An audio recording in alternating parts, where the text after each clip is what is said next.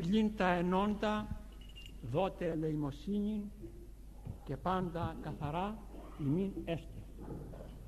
Η χριστιανική, αγαπητοί μου, η χριστιανική θρησκεία είναι η αληθής και απόλυτος θρησκεία. Η θρησκεία του από Ναζαρέτ Ιησού Χριστού δεν είναι θρησκεία των τύπων και της εξωτερικής λατρείας, αλλά κυρίως της αγάπης και της αγαθοεργίας εις τους φτωχούς και πάσχοντας. Η αγάπη προς όλους μεν τους ανθρώπους, μάλιστα δε προς τους δυστυχείς και πτωχούς, είναι η αληθής αρετή και συνθήκη απαραίτητος της κληρονομίας των αιωνίων και αυθάρτων αγαθών.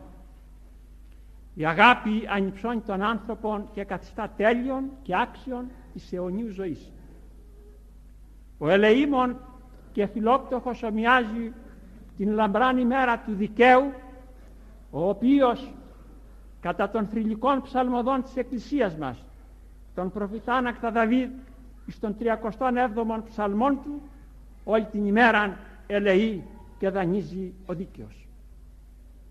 Και γεννάται το εύλογον ερώτημα: πόσοι εξ ημών των χριστιανών, οι οποίοι θέλουμε και επιζητούμε την αιώνιον ζωή, εργαζόμεθα το αγαθόν και βοηθούμε τους φτωχούς και πάσχοντας, πόσοι δε εξ ημών ανακουφίζομεν τας ανάγκας των αναξιοπαθούντων αδελφών μας?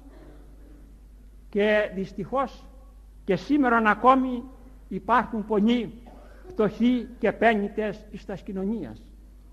Είναι φτωχοί όχι διότι υπέπεσαν εις συνάτιμον χρεοκοπίαν ή διαργίαν, είναι φτωχοί δι' ασθένειαν ή έλλειψη εργασίας. Σήμερα λοιπόν που η Αγία ημών Εκκλησία τιμά και γεραίρει την ιεράν μνήμη του Αγίου Ενδόξου του Αγίου Πατρός ημών Νικολάου Αρχιεπισκόπου Μύρων της Λυκίας του Θαυματουργού, Επισκόπου άκρος ελεήμονος φιλανθρώπου και φιλοπτώχου, ας είπομεν ολίγα την περί ελεημοσύνης, δεικνύοντες πόσον αυτή είναι απολύτως αναγκαία δια να κερδίσουμε την αιώνιον και αθάνατον ζωή. Ο αληθής, αγαπητοί μου, αληθής χριστιανός οφείλει εν πίστη προς τον Ιησούν Χριστό να εκτελεί των ηθικών νόμων, εάν θέλει, και επί της γης να προοδεύει και να ευημερεί, αλλά και εν ουρανό να απολαύσει της αιωνής ζωής και μακαριότητας. Αλλά η ψυχή και η ζωή του ηθικού νόμου είναι η αγάπη προς όλους μεν τους ανθρώπους, μάλιστα δε προς φτωχούς και ασθενείς και πάσχοντας και δυστυχείς. Η ελεημοσύνη και η φιλοπτωχία είναι ο ωραίος και γλυκής καρπός του χριστιανικού δέν της πίστεως των Θεών και της αγάπης. Η ελεημοσύνη είναι το ζωογόνον και καθαρόν είδωρ, το οποίο ρέει από της καθαράς πηγής της αγάπης. Μακάριον εστί διδώνε μάλλον ή λαμβάνει, διδάσκει ο εξώχου ευθυκρισίας και αμεροληψίας, ιστορικός Καινής Διαθήκης, Άγιος Ευαγγελιστής Λουκάς, εις το 20ο κεφάλαιο των πράξεων των Αποστόλων. Ο ελεήμων είναι αληθής χριστιανός, διότι αισθάνεται ευγενείς παλμούς υπέρ των δυστυχών ανθρώπων, οι οποίοι και αυτοί είναι πλάσματα του αυτού δημιουργού και αδελφοί του εν Χριστώ. Ο ελεήμων είναι αληθής χριστιανός, διότι έχει αγάπη προς τους αποκλήρους της κοινωνίας και ομοιάζει προς αυτόν των Άγιον Θεών, ο οποίος ελεεί τους πάντας και αγαθοποιεί, ουρανόθεν ημίν ιετούς διδούς και καιρούς καρποφόρους, κατά των γλαφυρών Έλληνα Ευαγγελιστήν Λουκάν στο 14ο κεφάλαιο των πράξεων των Αποστόλων. Ο ελεήμων ζει την αληθή ηθική ζωή και έχει υπακοήνη των θείων νόμων, η οποία είναι η ωραία και ευάρεστος θυσίας των Θεών της αγάπης. Τέλος, ο ελεήμων θα έχει θησαυρών εν ουρανής, διότι θα είναι κληρονόμος της αιωνής ζωής και μακαριότητας. Η βοήθεια επομένως προς τους φτωχούς είναι καθήκον απαραίτητον παντός χριστιανού, καθήκον το οποίο επιβάλλεται υπ' αυτής της φύσεως και της θρησκείας. Η θρησκεία του Απαναζαρέτη Ιησού Χριστού είναι θρησκεία των έργων. Είναι θρησκεία της αγάπης. Ο αρχηγός και τελειωτής της πίστεώς μας, ο Κύριος ημών Ιησούς Χριστός, διήλθεν ευεργετών τους πάσχοντας ανθρώπους, διδάσκων θετικήν αρετήν και ασκών αυτήν.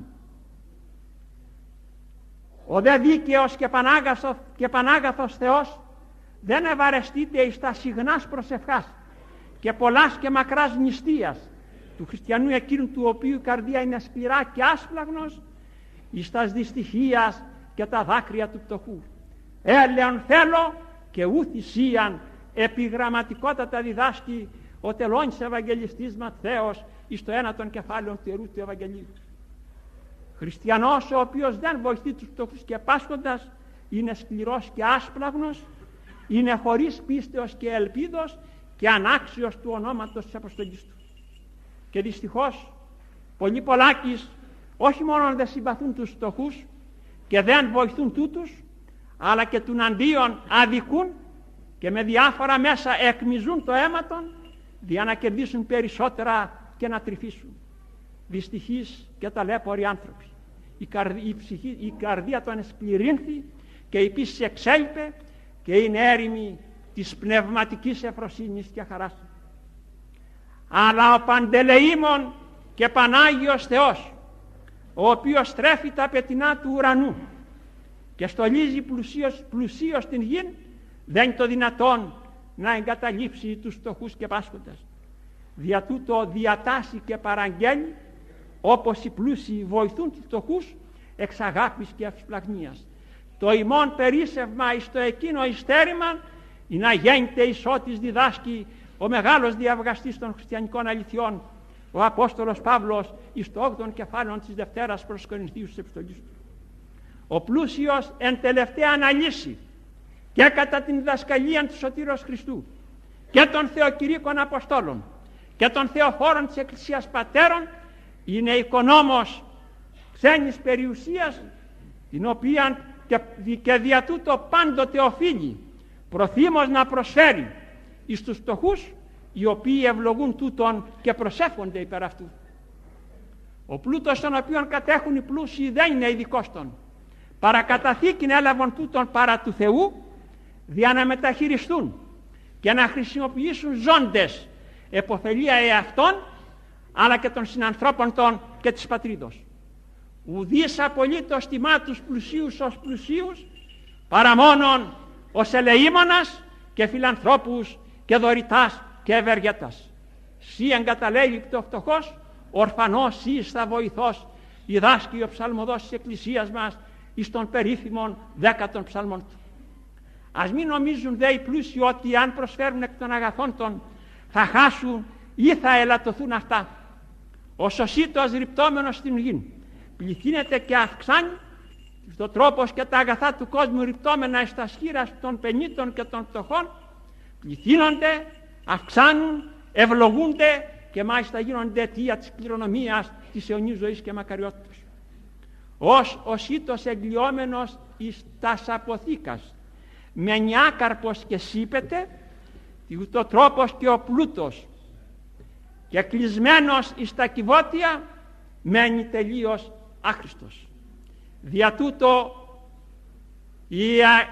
οι αληθινοί και γνήσιοι χριστιανοί πάντοτε και εν παντί ευδοκιμούν και προάγονται εις τα έργα των και ευπλοούν εν μέσω τρικυμιώδους θαλάσσης, διότι είναι φιλάνθρωποι, ευσεβείς και ελεήμονες και έχουν την δρόσον του ουρανού, ενώ πέριξ αυτόν επικρατεί φοβερά ξηρασία. Οι ευσεβείς και οι ελεήμονες και οι φιλάνθρωποι και οι φιλόπτωχοι πλουσίαν θα λάβουν την αμοιβή και την ανταπόδοση, ενώ οι άσπλαγνοι και οι σκληροί και οι ανελεήμονες και επί της γης ταύτης θα τιμωρηθούν, αλλά και εν το ουρανό θα στερηθούν σε αιωνίου ζωής και μακαριότητος. Εξ όσων ελέγχθησαν εν πάση δυνατή συντομία, συνάγεται το συμπέρασμα ότι η ελεημοσύνη αναμφισβητήτως είναι μεγάλη χριστιανική αρετή και η καθαρά εκδήλωση της αληθούς αγάπης. Είναι δε τόσον απαραίτητος και αναγκαία, ώστε ως διδάσκει ο ίδιος ο Κύριος εις την περίφημον περικοπήν της κρίσεως, η οποία έχει καταχωριστεί εις το 25ο κεφάλαιο του κατά Ματθαίον Ιερού Ευαγγελίου και εις τους στίχους 31 έως 46, λέγω κατά την ημέρα της παγκοσμίου κρίσεως, κατά την οποία ο πρεσβύτερος αδελφός μας θα έρθει εν δόξη και εν δυνάμει πολύ, για να κρίνει εν απολύτω δικαιοσύνη και αφήτητη την ανθρωπότητα, μία αρετή θα εξετάσει αν ήχον οι δίκαιοι και οι αληθινοί χριστιανοί, και η αρετή αυτή ακούει στο όνομα φιλανθρωπία, και μία κακία συνισταμένη πασών των κακιών, βάσει της οποίας θα κατακριθούν αιωνίως οι φαύλοι, οι άδικοι και οι ψευδόνιμοι χριστιανοί, είναι μία, και η κακία εκείνη ακούει στο όνομα απανθρωπία. Και ο Ιερός Χρυσόστομος, ο Δημοσθένης του Άμβονος, ο οποίος ευρώντα ίστραπτε και συνεκίκα από τον αμβώνων της Αντιοχίας και της Κωνσταντινούπολος, ερωτά τον λαόν και λέγει: διότι η φιλανθρωπία είναι ο γνήσιος καρπός της αγάπης. Ο φιλάνθρωπος ουδέποτε εγκαταλείπεται από τον Άγιον Θεόν για να περιπέσει στην αμαρτία. Πλην τα ενώντα δότε ελεημοσύνη, και ειδού πάντα καθαρά ημινέστε διδάσκει ο Ιερός Ευαγγελιστής Λουκάς εις το 11ο κεφάλαιο του Ιερού του Ευαγγελίου. Αν μην περιφρονούμε λοιπόν τους φτωχούς, οι οποίοι είναι πλούσιοι εν πίστη και κληρονόμοι της Βασιλείας, κατά των ταπεινών και δίκαιων πρώτων επίσκοπων των Ιεροσολύμων Άγιον Ιάκωβ των αδελφόθεων στο 2ο κεφάλαιο της Καθολικής του Επιστολής. Ας βοηθούμε λοιπόν πάντοτε τους φτωχούς και ας ανακουφίζουμε τα θλίψεις και τα ανάγκας των Λαζάρων των κοινωνιών. Ας βοηθούμε και τα φιλανθρωπικά ιδρύματα τα οποία οκοδόμησαν, τα οποία ίδρυσαν μεγάλοι ευεργέτε και στα οποία ευρίσκουν ανακούφιση και παρηγορία οι Λάζαροι των κοινωνιών. Ευχόμεθα και προσευχόμεθα ο Κύριος ημών Ιησούς Χριστός, ο πρεσβύτερος αδελφός μας, δια των δεήσεων και πρεσβειών και μεσητιών της πρεσβυτέρας αδελφής μας, ως ονομάζει εις περίφημον αντερετικήν του επιστολήν προς τον σύγχρονον του επίσκοπον Κορίνθου Αντίοχον, ο κλινός και αγωνιστής προθιεράρχης Εκκλησίας των Αλεξανδρέων Μέγας Αθανάσιος, όλων των Αγίων και του σήμερον λαμπρός και μεγαλοπρεπώς εορταζομένου και απαγγελιζομένου γέροντος ιεράρχου της Εκκλησίας των Μοιραίων Αγίου Νικολάου του Θαυματουργού, του Ελεήμονος, ευχόμεθα και προσευχόμεθα ο Κύριος να μας φωτίζει, να μας ανισχύει και να μας ενδυναμώνει, εις τρόπον ώστε μέχρι της τελευταίας μας μυστικός και αθορύβος να ελεόμεν τους συνανθρώπους μας και να είμεθα πλέον οι βέβαιοι ότι η αμοιβή μας θα είναι μεγάλη, θα είναι μεγίστη η κληρονομία των αιωνίων και αφθάρτων αγαθών. Αμήν.